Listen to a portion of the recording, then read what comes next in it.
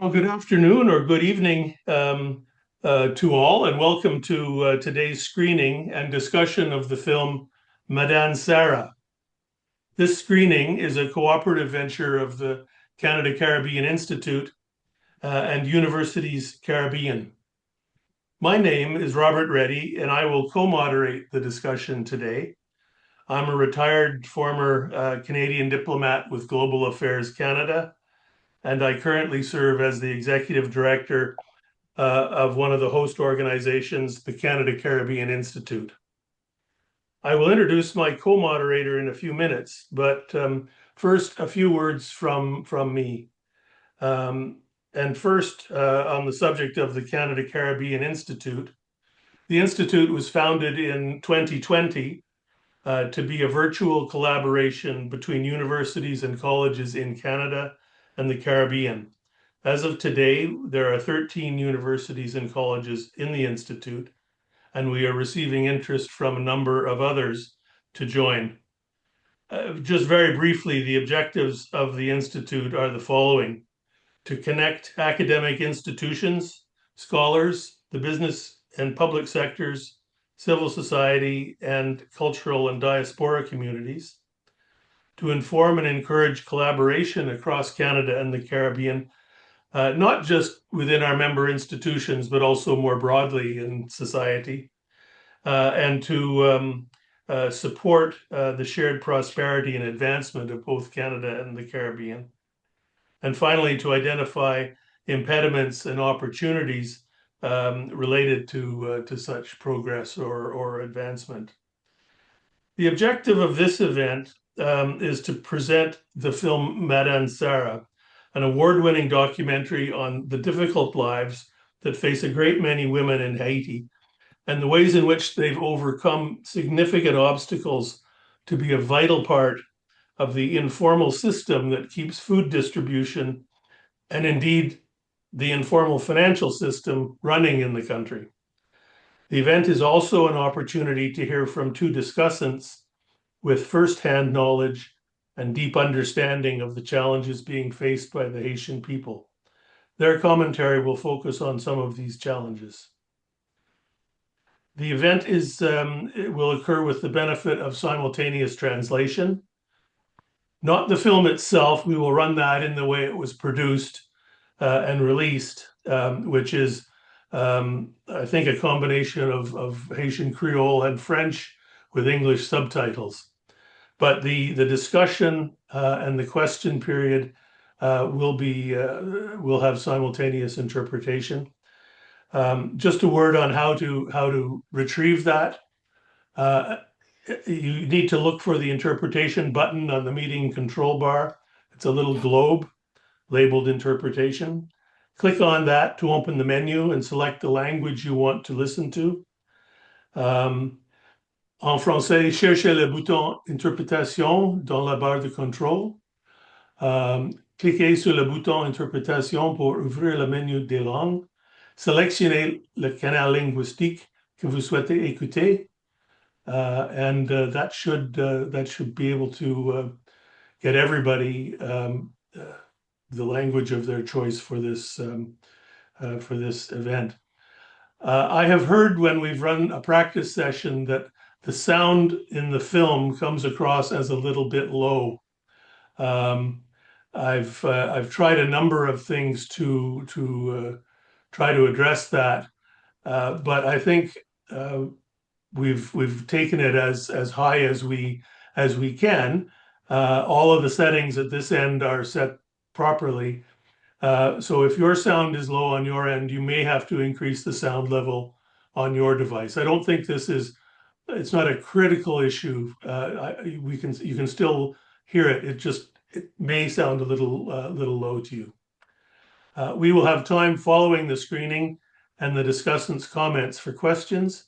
These can be submitted via the Q&A button, and either myself or my co-moderator will select and read some of them if we've got time. As I mentioned earlier, this event is being co-hosted with Universities Caribbean, and I'm very happy to be joined by Dr. Miriam Moise, who is Secretary General of that organization, and she'll be moderating with me. Dr. Moise is an associate professor at Université des Antilles in Martinique, a permanent researcher at the Caribbean Social Sciences Research Unit, and a 2019-20 Fulbright Research Fellow. In 2018, she was appointed Secretary General of Universities Caribbean, the organization of Caribbean universities and research institutes. The Secretary General is the executive officer of the association and ex officio member of the executive committee. She holds a doctorate in Anglophone studies from Université de la Sorbonne Nouvelle in Paris and a PhD in literatures in English from the University of the West Indies in Trinidad and Tobago. I would now ask Dr. Moise to make welcome remarks, and following her remarks, we'll get started with the screening. So, Miriam, over to you. Thank you very much, Robert, for this very generous introduction. Good evening, everyone. Bonsoir à toutes et à tous. Bel bonsoir tout le monde. It's a great pleasure and honor to welcome you to this special screening of the remarkable documentary Madan Sara. On behalf of Universities Caribbean, I wish to extend a warm welcome to each and every one of you, students, colleagues, scholars, filmmakers, activists, and friends who have joined us this evening to celebrate a powerful story from our region. Before we begin, allow me to say just a few words about Universities Caribbean. We are the consortium of universities and higher education institutions across the Caribbean dedicated to fostering collaboration in research, teaching, and innovation.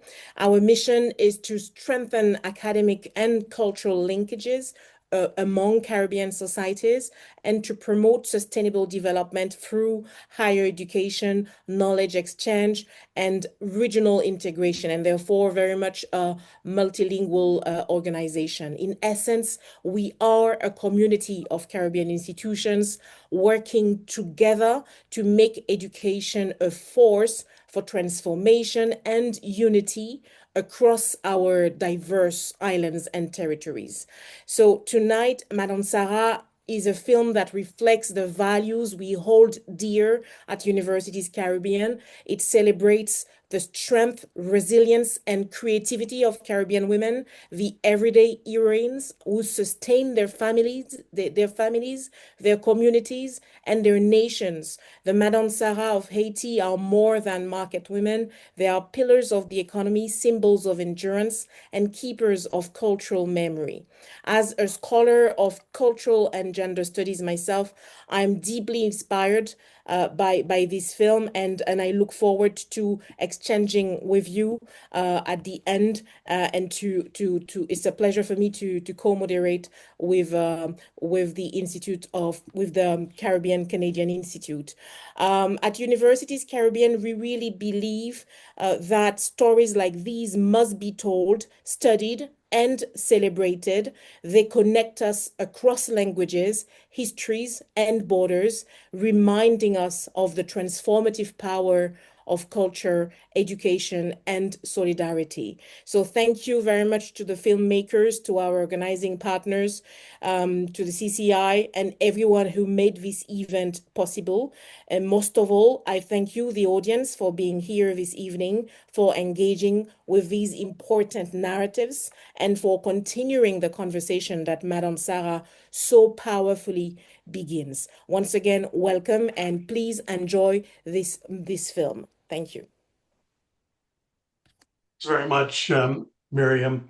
Now, before I start the film, I just want to provide a very brief background on the film itself. It was created, directed, and produced by Étienne Dupin. He's a journalist, filmmaker, and community organizer. For over a decade, he's worked as a producer on documentaries and for international news media outlets, including Al Jazeera, Telesur, BBC, CNN, Netflix, PBS, and Vice. Étienne founded an alternative media project in Haiti to enable citizen journalists to provide access to information in Haitian Creole for and about internally displaced people, to aid accountability and the political situation. moved by the strength of his mother and the women known as the Madan Sara, who make Haiti's economy run, he's made his first personal film. I would like to thank Street Team Productions, which is a production company out of New York City, for approaching me and offering this screening. There is more information available in the background to the film at the links on the page that you would have registered on. So if you want to dive in a little deeper, you can do that later. I'm going to now take myself off the screen and start the film. It's not something that I've done before, as I said. So if I take what seems like an inordinate amount of time, bear with me. It should only take 30 seconds or so. But the next thing you should see should be the film itself. So back in a few moments with the film.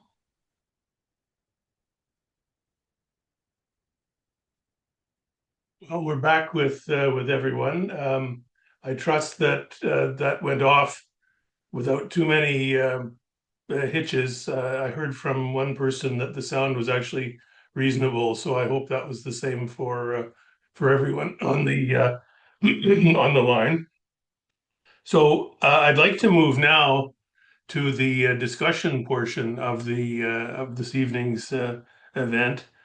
We'll introduce both of the discussants and then turn to them in order. I'm going to introduce Sandra um, Wiesner. Sandra is the director of the International Human Rights Program and teaches a clinical course on international human rights advocacy at the University of Toronto Faculty of Law. She's an international human rights lawyer with experience in nearly every region in the world. In South Africa, she appeared alongside counsel of the late Nelson Mandela at the Marikana Commission of Inquiry to secure reparations arising out of a devastating police massacre. She also worked for the UN in Cambodia, prosecuting members of the Khmer Rouge regime for genocide. And most recently, she worked for 5 years in Haiti, partnering with the country's leading human rights lawyer to secure remedies for survivors of the UN introduced cholera epidemic and peacekeeper sexual abuse. She has been periodically called upon to observe trials around the globe to ensure compliance with international human rights law. She received her Master's of Laws from Leiden University and her JD and Honors BA in International Affairs from the Universities of Windsor and Toronto. So, Sandra, welcome. I'm now going to ask Miriam to introduce Sabine Lamour. And following that, I'll turn to Sandra to kick off the discussion portion of this evening. But over to you, Miriam. Thank you. Thank you very much, Robert. It's a pleasure and honor to welcome Dr. Sabine Lamour today, who is a sociologist trained in France and Haiti. Her research and teaching focus on the epistemology of point of view, participatory perspective, grounded theory, materialist feminism, Afrofeminism, and decolonial feminism. Since 2018, Sabine Lamour has been a professor at the Université d'État d'Haïti. Her research focuses on gender relations, female migration, Haitian feminist movements, family dynamics in the Caribbean and the Haitian political system. In 2018, she co-edited a book entitled Déjouer le silence, contre-discours sur les femmes haïtiennes, published by Édition Remue-Ménage in Montreal. Her current research project explores the philosophical roots of Haitian feminism.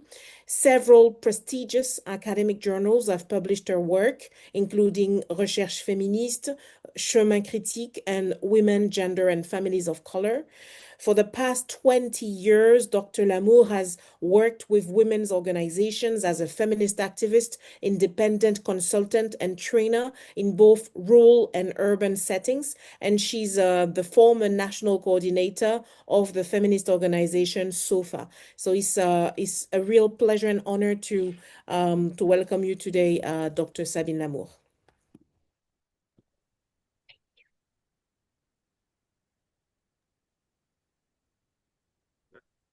Thank So you. Robert, your mic is off. Thank So you. I think we are Okay. starting the conversation. So maybe are we inviting first Sandra? My mistake. I'm still reacting to the film, I must say. But no, we'll turn to Sandra to maybe lead us off in the discussion portion, and then Sabine. I'm sorry for that little hiccup. Thanks, Robert. Good evening. Bonsoir tout le monde. First, I'll just thank you to everyone for joining today, especially as the struggles faced by Haitians so often slip from the media attention. And your presence here really shows meaningful dedication to keeping these issues alive and in focus. And thank you, of course, to Miriam and Robert for having me, and congratulations to Eitan for a really important film. And of course, I'm honored to speak alongside Dr. Lamour. So, as Robert mentioned, I'm an international human rights lawyer, and I worked with alongside the Haitian community on human rights protection and international community accountability with the Institute for Justice and Democracy for 5 years, called IJDH, previous to taking up my role at the University of Toronto, Jackman Law. When I lived in Haiti, I bought all my produce from Madan Sara, and it was delicious. And to be honest, I never knew who to buy from because there were always several women in a row selling the exact same products. And as a Canadian, we may have a few Tim Hortons or convenience stores near each other, but there's, certainly at least a bit of a walk in between for competition of customers. So I was thoroughly impressed by their LACU model and the trust that they put into each other. So I know Dr. Lamour will likely be speaking to the Haitian feminism and the gendered aspect to the issue, given her expertise in the area.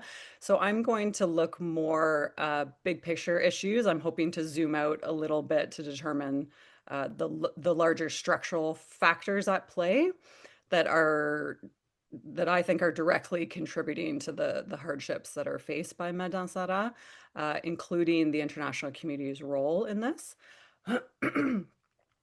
So I think the economist in the film, Camille Chalmers, put it best when he said, the government's neglect of the whole population is revealed in the complete marginalization of the Madan Sara.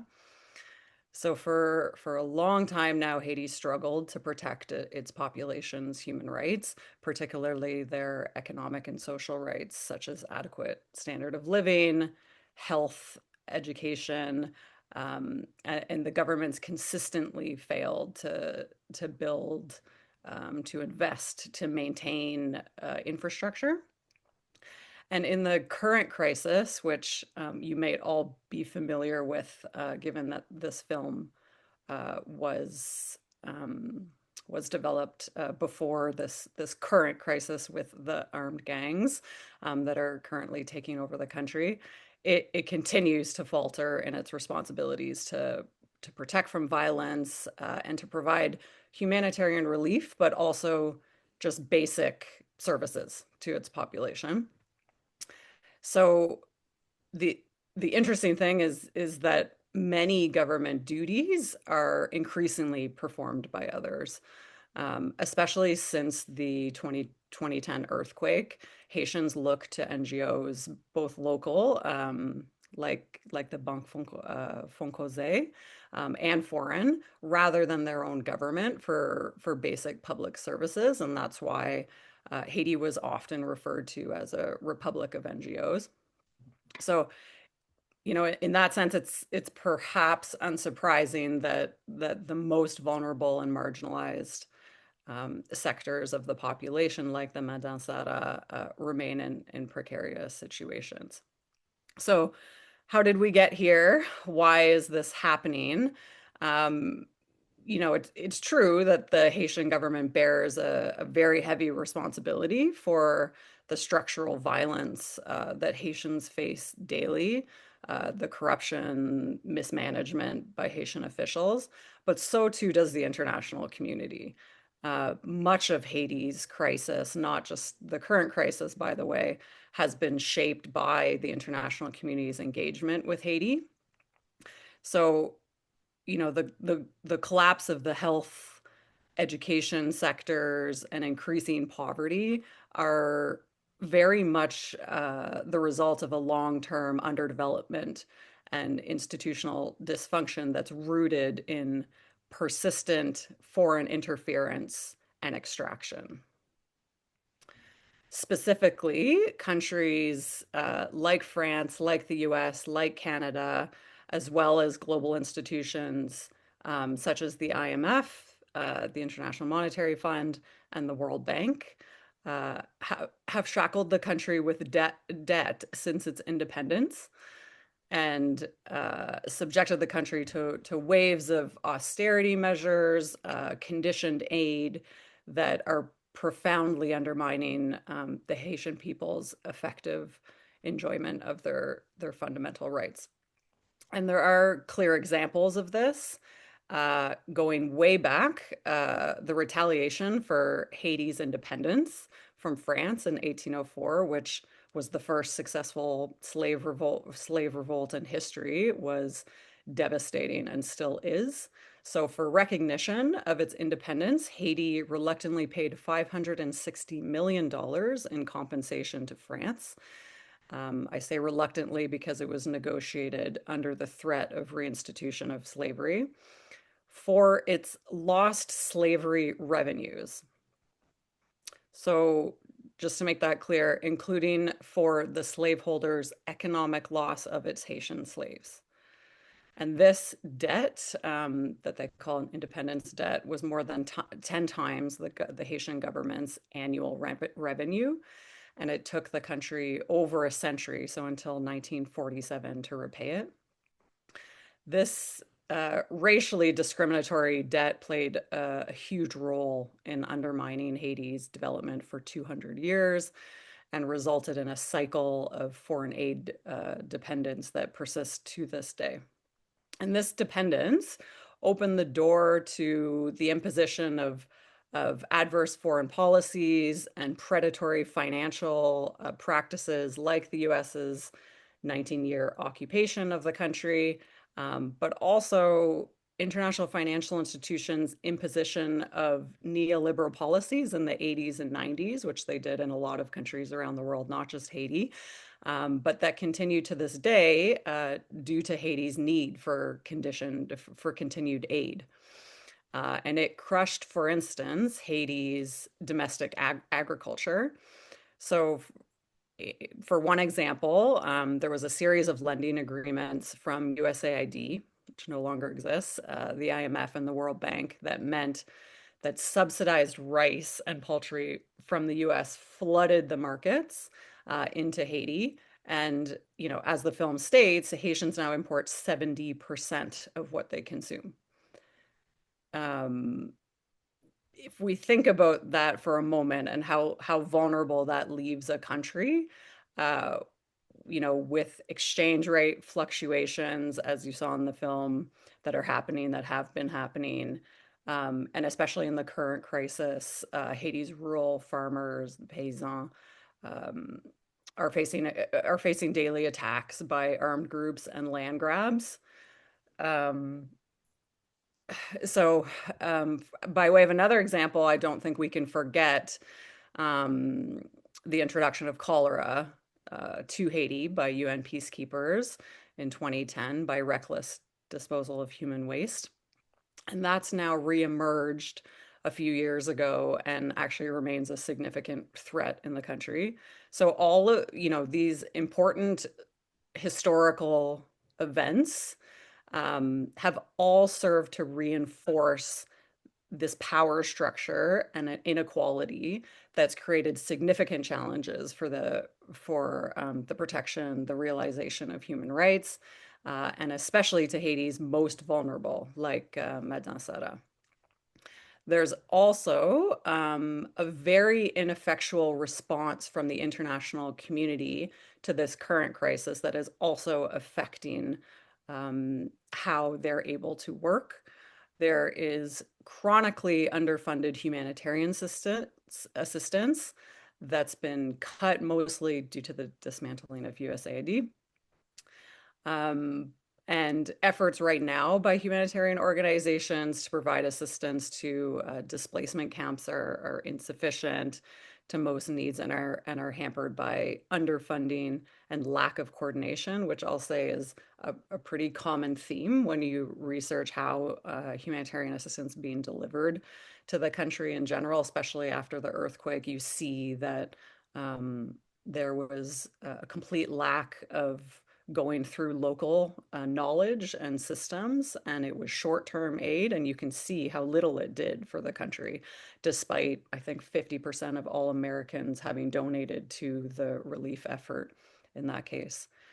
So irresponsible foreign aid cuts has a big effect on the country and has reduced already limited access to healthcare right now, to essential services, and especially to vulnerable groups. And this is the problem of having citizens relying on foreign donors for basic services. The US has also failed to stop the illicit flow of weapons, that it continues to fuel this horrific violence, and that remains completely unaddressed. Um, the multinational security support mission, which is sort of the non-US but international mission that's meant to be providing aid to Haiti right now in its current struggle. But that mission, as most UN missions, struggles with adequate funding and deployment, and hasn't been able to stop the armed group advances, and human rights conditions have drastically deteriorated despite its partial deployment. And there's also, lots of other things going on that the international community is supporting. The government's continuing to direct substantial energy at amending the Constitution right now through a patently unconstitutional referendum, and the project's getting a lot of support from the international community at present. And in terms of the politics of it, the international community has quite obviously been interfering in the country for decades. So foreigners installed and continue to enable political actors responsible for the situation in Haiti. There's been persistent support for the PHTK, the Parti Haïtien Tête Calais, and affiliated actors as they've continued to dismantle Haiti's democratic structures over the past decade. And just last year, the Transitional Presidential Council, so the TPC that's sort of running the country right now in the current crisis, they forced the expansion of that council to increase representation by PHTK allies and others connected to armed groups, despite widespread disagreement from civil society, and which is too bad because that movement actually was quite inspiring at the beginning when I was still working in Haiti, and seeing all these different groups from civil society to political groups come together was really quite a thing to watch. And it was devastating to see the pushback from the international community on that.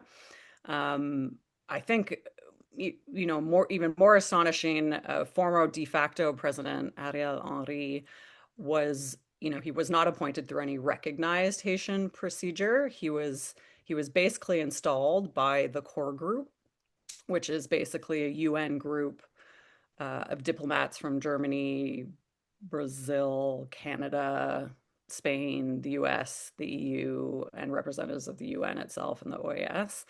And the group basically issued a statement shortly after Moise's assassination, essentially declaring Henri as Haiti's new leader, replacing Claude Joseph at the time, who was prime minister at the time.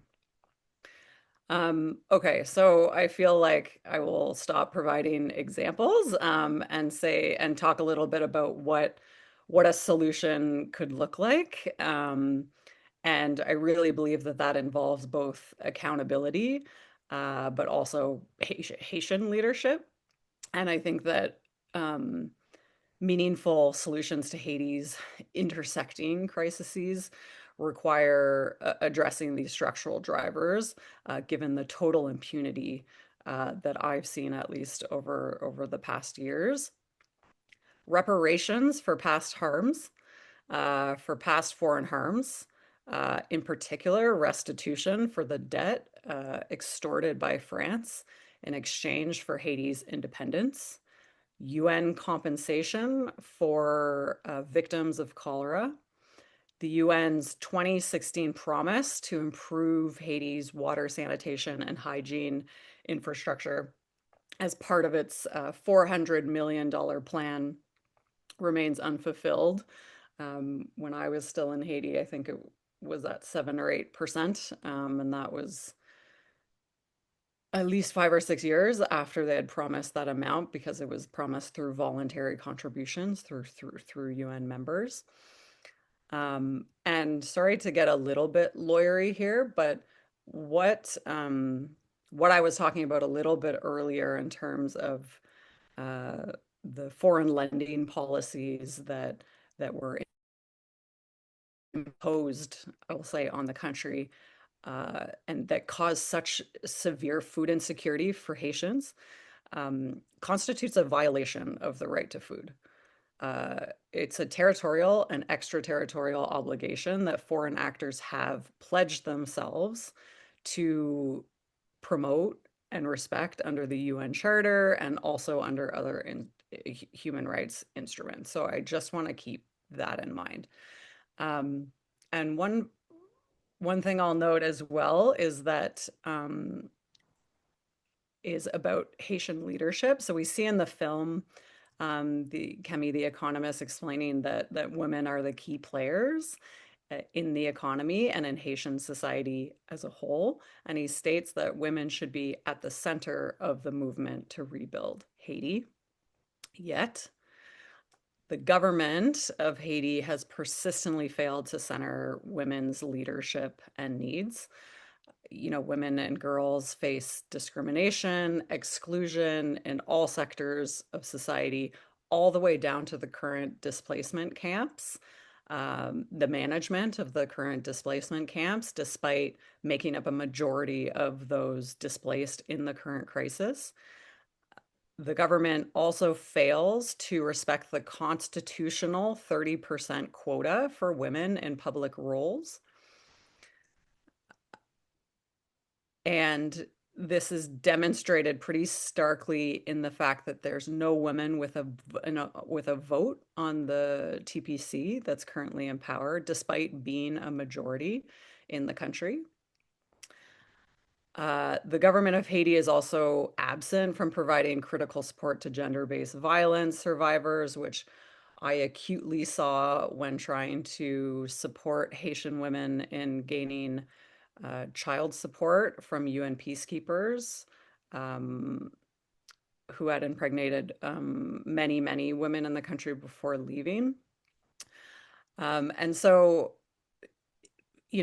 as the film describes, this basically means that it's very, very difficult for women and girls to safely transit through public spaces, which reduces their access to necessities, to services, to economic activity like the Madan Sara. And so that resulting loss of independence, especially in the current crisis, further increases their vulnerability to abuse.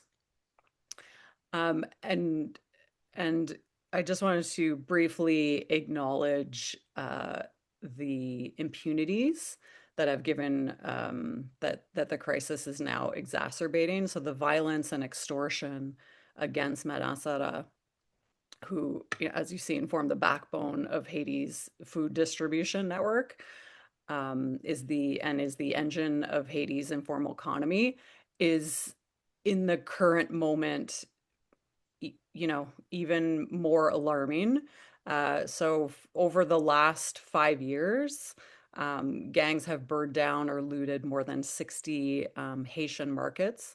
And we saw how devastating that was in terms of losses. And in this case, estimated at several $1 million. And just earlier this year, actually, armed groups set fire to the Central Public Market in the Central Department and burned down the Mir Ballet public market during their attack on the town. So at this point, from what I can tell, many merchants aren't daring to go to markets for fear of extortion, attacks, or even death. And this insecurity has directly impacted their trade, limiting customer access, driving up prices due to supply chain disruptions, et cetera, et cetera. So maybe I will stop there. And thank you again for having me.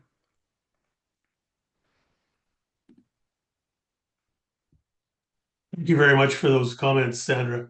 Um, uh, Miriam, unless you have anything further to say by way of introduction, I would just call on Sabine now to make her intervention or discussion. So over to you, Sabine. Thank you so much. Et merci beaucoup, Robert, pour l'invitation. Merci aussi, Myriam. Et merci, Docteur Wisner, pour votre contribution. Et merci aussi pour tous ceux et celles qui participent avec nous dans cette discussion. Et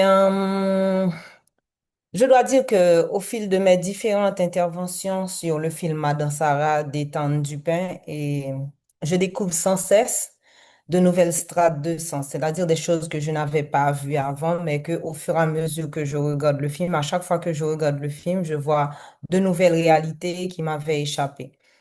Et par Realities that exemple, escaped me the time before. cette énième révisualisation For m'a permis d'identifier au moins example, quatre this axes evening I identified majeurs 4 de major réalité qui m'avaient aspects antérieurement échappé et qui which I participent hadn't à une noticed before compréhension du projet d'État Dupin. and which Et premièrement, ce que helps me to understand je dois the dire, program le Étendu du film Pain. me montre I que Edna de Sara, see c'est avant.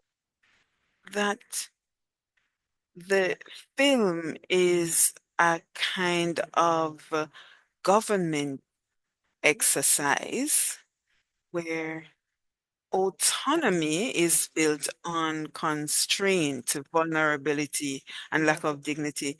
These women are often seen as being on the margins of the economy. Feminism, everyday feminism, which is not institutionalized, but which is based on the circulation of goods and silent resistance. From what I've seen in the film, this is an economy of necessity. Madan Sara refuse uh, salary subordination. They create independent work, escaping exploitation. This independence is not a romantic one. This has to do with risks, family, and community obligations. But in this,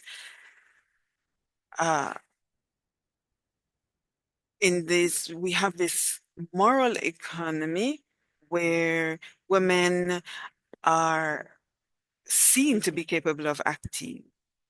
Their body is exposed. They're always negotiating in transport. They're Madan Sara who work internationally. So what we are seeing is a tool of work and resistance, but I see social reproduction. There is a link between caring for oneself and caring for others, feeding, transporting, trading, and maintaining life. Daily mobility on the roads, in the ports, in the markets is a kind of precarious freedom. but it's a freedom based in the repetition of gestures and knowledge of the economic territory. They're not just contributors to the economy, but they force us to think about emancipation, not as complete freedom from constraints, but an ability to act in independence. This practical aspect takes its root from the plantations. I don't have to go back to that part of our history where the survival of women has always been based on collective organization and an invisibility that has not been recognized. Madan Sara are involved in practices of survival. So there is a crisis of dignity. And so it is recognized that in this kind of economy, there is a policy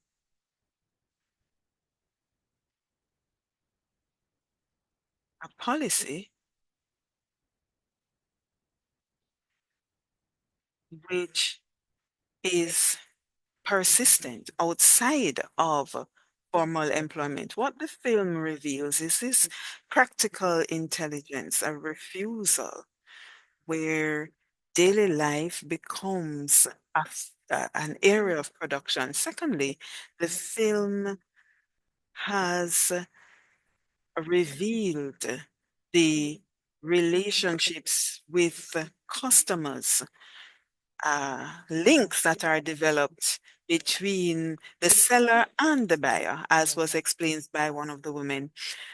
I myself have developed relationships with these women, and this was explained by the women. There is often haggling, bargaining, so there is an interaction around the price, negotiation around the price, not undervaluing the price, but taking into account the person's ability to pay. And that's why they said that they have to be very smart. So there, at a certain point in the process, this doesn't haggling is a socioeconomic act which requires a certain charm, having the capacity to carry out a dialogue and having uh, knowledge of the prices and being able to negotiate. And so relationships is not are not just about haggling, but mutual confidence. They must be able to build trust. If this first stage is successful, then the customer will agree to provide more personal information. There is solidarity between classes, sexes, the involvement of the buyer in the baptism of the seller's child is a demonstration of this kind of relationship. And so this is what the moral economy looks like. This is a system of goods and around norms and obligations. And this is why there is need for this kind of relationship to develop over time. There are there is mutual respect and obligations. And so there needs to be a moral contract that is set up. The relationship between seller and buyer becomes a friendship. It doesn't mean that inequalities don't exist anymore, but there's mutual recognition or acknowledgement of the importance of creating bridges and links.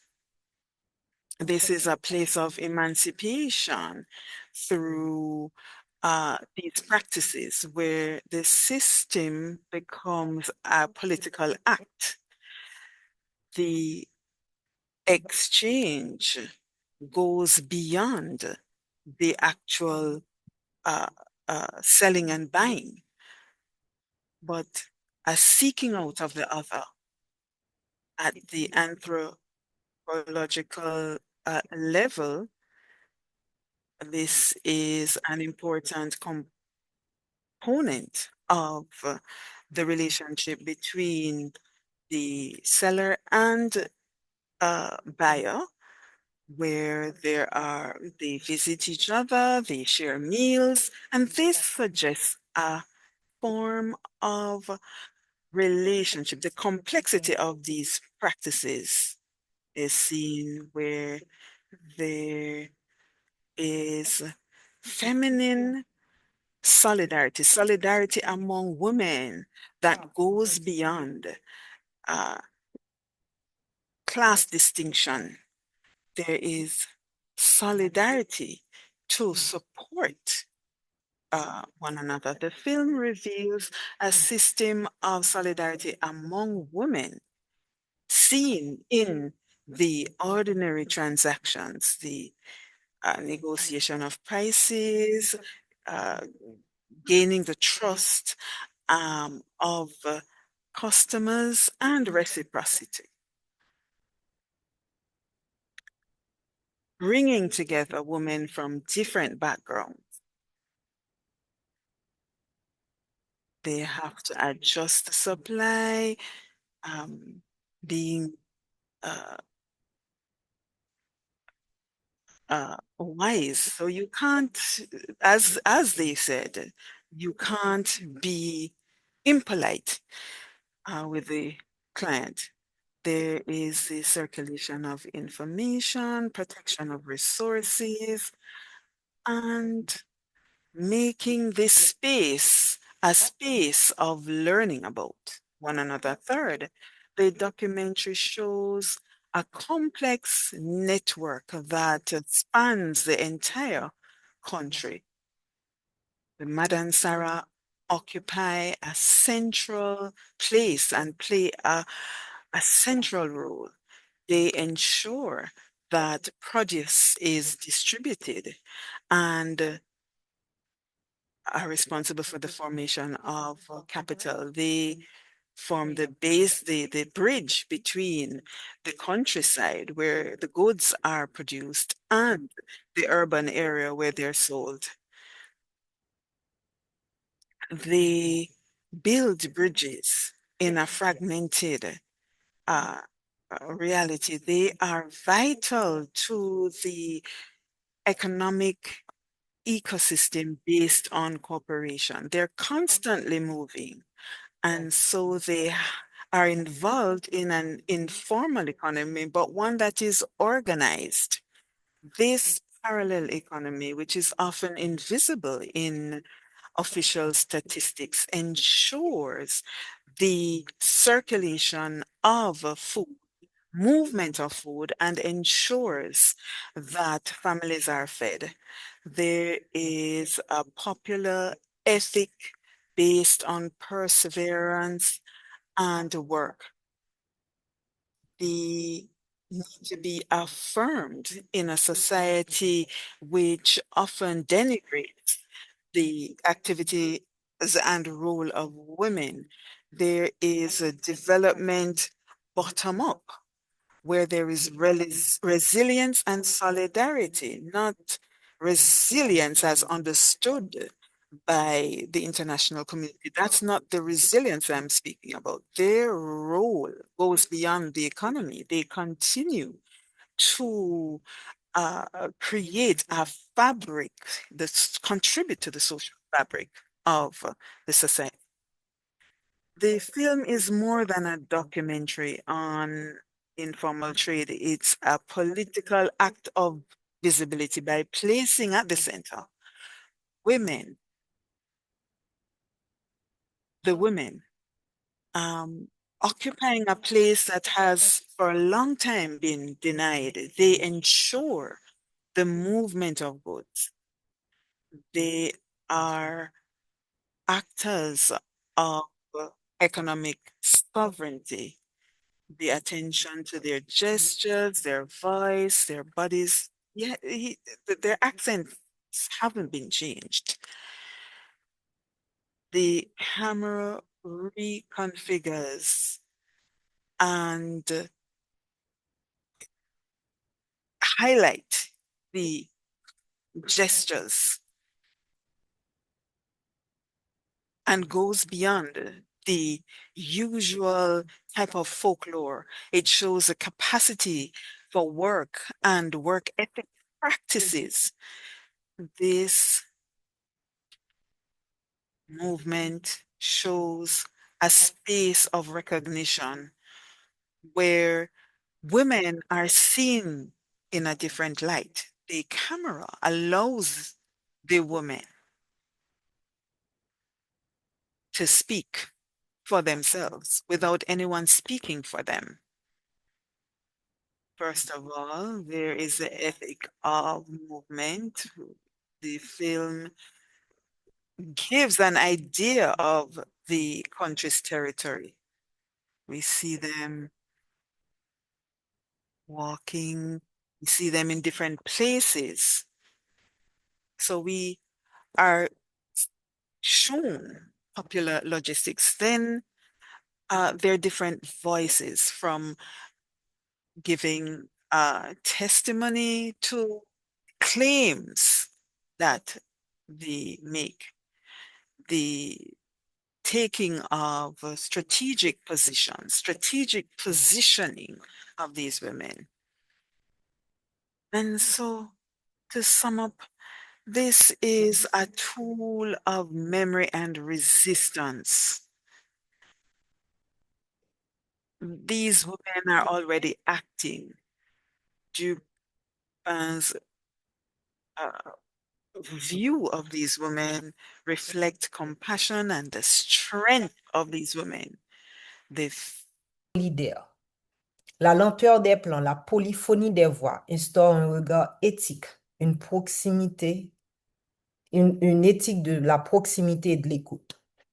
Le film montre que le travail des Madan Sara n'est pas seulement économique, il est symbolique, social et politique. À chaque trajet, chaque marché, chaque échange, on fait référence aux liens, on parle avec qui et on interroge qui. Cela relève, par exemple, de l'esthétique, d'une forme d'esthétique de la visibilité, de réunir dans un même film Edwige Dantika et des femmes Madan Sara. À travers ces circulations se dessine une géographie intime d'Haïti aussi, une cartographie populaire qui relie centre et marge, foyer et route, quotidien et histoire. Dupin ne parle pas à leur place, il fait entendre des voix. En restituant leur présence dans toute sa complexité, en restituant la présence des Madan Sara dans leur complexité, dans toute sa complexité, Madan Sara reconfigure les imaginaires du féminin populaire en Haïti. Il propose une politique de contre-visibilité là où l'on voyait de la précarité, il relève de la puissance. Là où l'on voyait du désordre, il fait voir une organisation. Là où l'on croyait au silence, il fait entendre une parole politique. Ainsi, les Madan Sara cessent d'être des objets de compassion pour devenir sujets de savoir et d'action, figures de souveraineté populaire et de persistance du vivre. Merci beaucoup. Sabine. We're running just about on time. We have about 15 minutes remaining for questions. And I would ask our panel to maybe spend a little time thinking about whether they have questions to pose to each other. But I would just note that we've had several questions come in from the audience, and maybe I could just read a few of them and put them out to whoever would like to speak to them. The first is, what parallels can be drawn between the experiences of Madame Sara and women working in informal economies across the Caribbean and Latin America. That's one. I'll read several of them just so that you can maybe bundle them if you need to. In the context of Haiti's ongoing economic and political instability, what kind of reforms or community initiatives could help empower these women? And how can stories like these shift policy and public discourse about women's work? There's a final question, and it's more to Sandra, I believe. But what are some obstacles you have faced as a human rights professor at U of T? But whether you want to get into that in this session or not is I'll leave to you. But the first three, at any rate, are directly on the topic of the film. Um, so if I could ask Sandra or Sabine or Miriam, even yourself, if you'd care to respond to any of those questions. And then maybe if there's time, if there's any response that you want to make to fellow panelists, that could help us draw it to a conclusion maybe. But I'll turn it over to anybody who wants to jump in.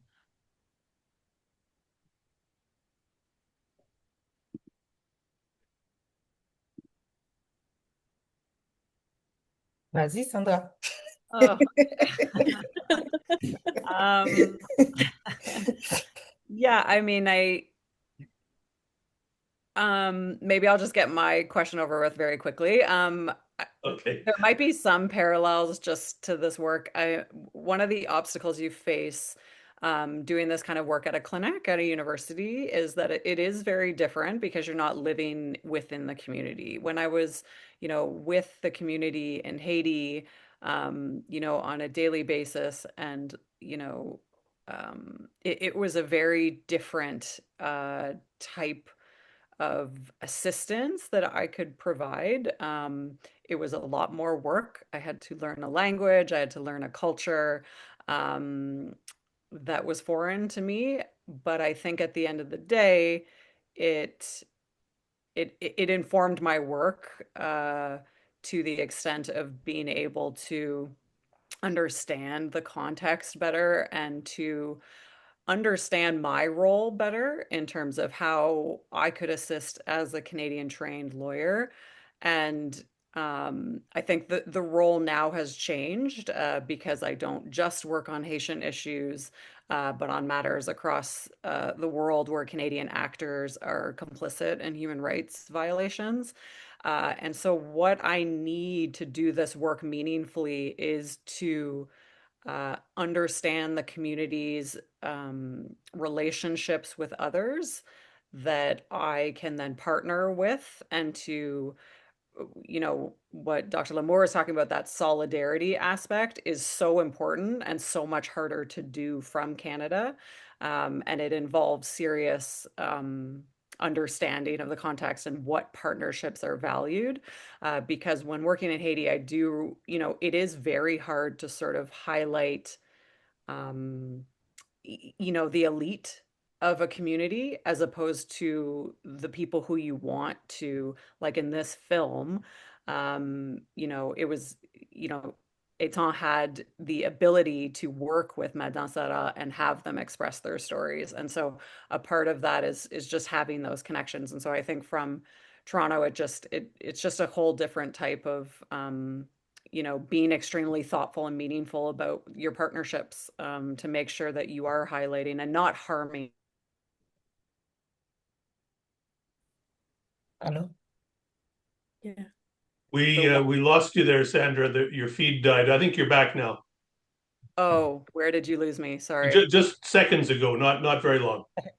Um, and maybe I'll let I mean, one thing I'll just say about empowering women in Haiti. I mean, they are on their own very capable of doing that, but I think that there needs to be sort of that the government needs to show up in a meaningful way in order for that empowerment to actually happen, so they can move freely, have no, have that security to perform their economic work. And you can see that there is just a void, even with respect to how the armed groups started entering. And that was because there was they were taking advantage of a state absence, and that's how they, you know, were able to strengthen their capacity. And so without that responsibility, it's really hard to see how we can empower them. They're doing everything that they can, and they're persisting. But at some point, we need to realize the structural issues at play. Merci beaucoup, Sandra. Et ce que je peux dire par rapport à la première question, quel type de parallèle on peut établir entre les expériences des Madan Sara et les femmes qui travaillent dans l'économie informelle dans la Caraïbe? Je pense qu'à ce niveau-là, il y a une problématique à creuser pour dire que est-ce que ça vient de l'histoire? Parce que, euh, ça va? Je peux continuer?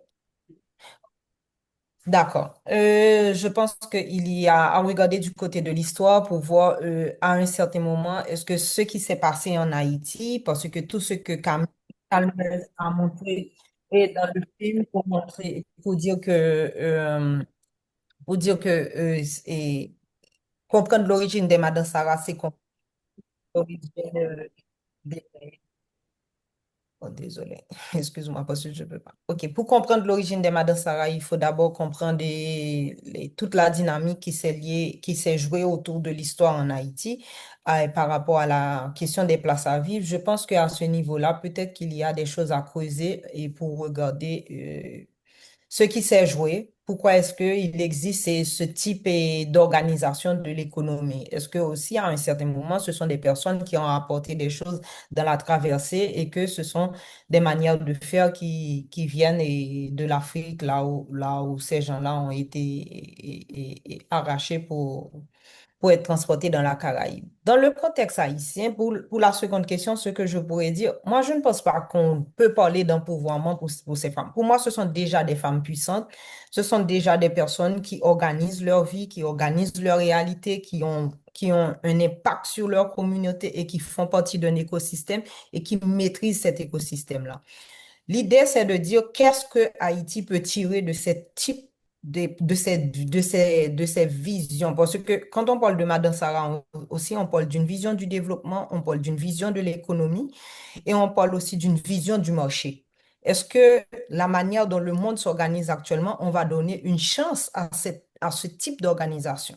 Parce que ce type d'organisation implique aussi un type d'organisation et du politique. Est-ce qu'on va donner cette chance-là à Haïti aussi, d'expérimenter jusqu'à l'extrême ces manières de faire, ces manières de voir le monde aussi? Parce que pour moi, c'est pas une question de puissance. Ces femmes-là sont déjà puissantes. Les Haïtiens sont déjà dans leur manière de faire, dans leur dynamique de vie. À un certain moment, pourquoi est-ce qu'à chaque fois, ces dynamiques-là sont contrariées par des dynamiques externes, que ce soit des dynamiques qui viennent de l'étranger sous le prétexte fallacieux d'apporter de l'aide, ou bien ce sont des dynamiques qui, à un certain moment, on va pas accepter ces manières de vivre. Moi, je pense qu'à un certain moment, il faut laisser les Haïtiens expérimenter ces choses-là jusqu'à l'extrême pour voir en termes de civilisation, qu'est-ce que ça peut dire, qu'est-ce que ça peut apporter. Parce que c'est aussi une manière de dire qu'on ne veut pas rentrer dans la plus-value. Comment est-ce qu'on peut faire des pratiques sororales? Comment est-ce qu'on peut continuer à créer des ponts et du lien? Comment est-ce qu'on peut aider ces femmes-là à avoir beaucoup plus de protection sur les routes?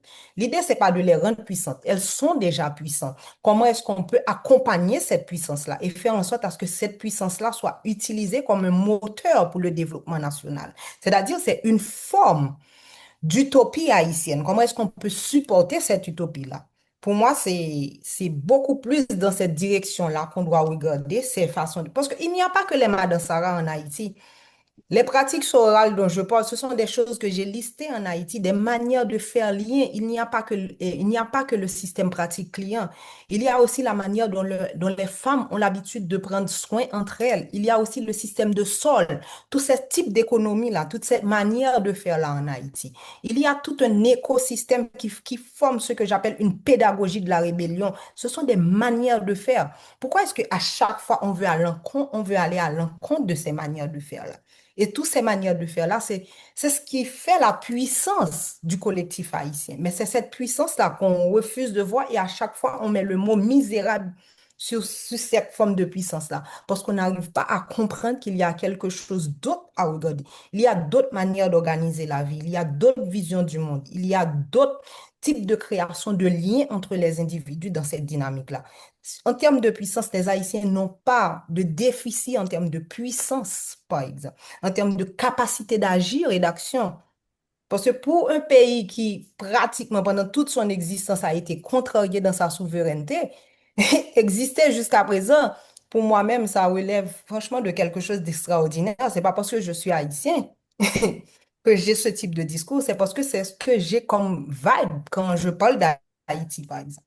Par rapport à la, bon, après, pour les autres questions, en termes de comment on peut travailler avec ça en termes de politique publique, et ça, je ne sais pas, parce que c'est à l'État aussi d'être à l'écoute de sa population. Parce que si l'État refuse d'être à l'écoute de sa population, on ne pourra pas donner de chance à ce type de pratique non plus. Thank you very Thank you much. so much. Thank you. Oh, sorry. Thank you so much for this very inspiring responses from Sabine and Sandra. I want to just say that to me, you both really invited us to see Madan Sara through the prism of dignity. I think that Sandra has highlighted human rights, reparative justice, the importance of Haitian leadership, and Sabine has showed us how acts of care, sorority, and exchange, this dynamic of the don and contre-don, this parallel economy, all of these that the discussion that we don't usually have. And to respond very quickly to the question on the relationship with other women in the Caribbean, it made me think of Glissant, Edouard Glissant's vision of the pacotilleuse. For Edouard Glissant, in his Poetics of Relation, he describes the pacotilleuse as basically the Madan Sara making the Caribbean. And I think this connection across the Caribbean and Latin America is facilitated by women and by women traders who carry the relation. So I just wanted to say this with a few words of conclusion and to really thank very warmly our two speakers as well as our audience for the questions and as well as our interpreters. I know that Sabine is very passionate, so I think that at some point maybe it was complicated to follow her. But definitely, I think this is an event which was very important. Thank you so much, Robert. Over to you for the conclusion.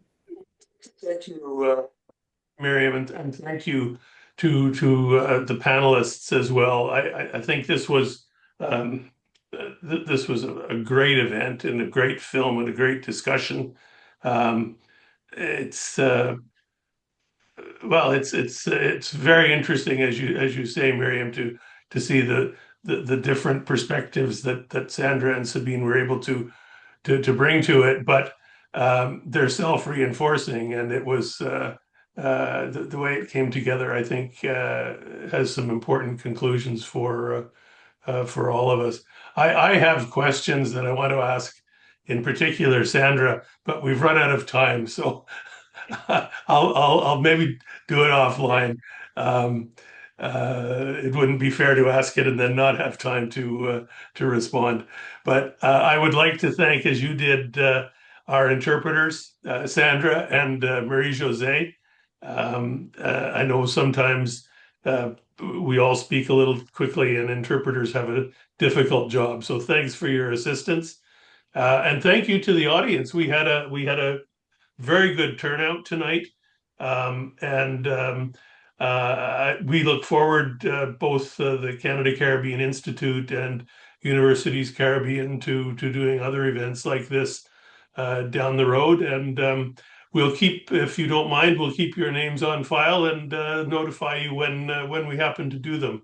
So thank you for everyone's participation and for hanging in there right until the the end. It's 8:31, so I think we had better call it an evening. But I would like to just note, Miriam, you're in a very far off place, and you're up very late. Sabine, I don't even know where you are today, but if you're up late, thank you. But thanks again to everybody. So Thank you. have a Thank good you. evening. Good. Thank you. Bye-bye.